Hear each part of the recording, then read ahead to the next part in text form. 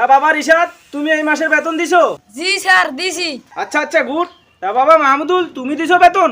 না স্যার দেই নাই, সামনের মাসে দিয়ে দেবো। আচ্ছা ঠিক আছে। তা বাবা রিশাদ, তুমি বলো তো 2 আর 2 কত হয়? 4। সাব্বাস, এবার তুই বল 150 আর 1,75,000 কত হয়?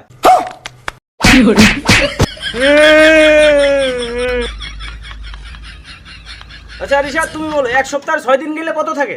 স্যার 1। আচ্ছা এবার তুমি বলো, দুইজন মিস্ত্রি 1 সপ্তাহে একটা বিল্ডিং এর কাজ শেষ করছে, তাহলে সিমেন্টের দাম কত?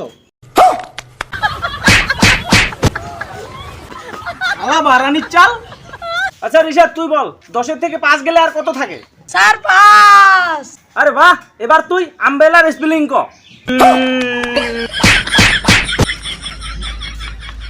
আরামির বাচ্চা। আচ্ছা রিশাদ তুমি এবার বলো তোমার আব্বুর নাম কি? স্যার রুহুল আমিন। বিলিয়াম, তুই এত কঠিন প্রশ্নের উত্তর কিভাবে দেস? তুই বল শাকিব খানের নানার নাম কি?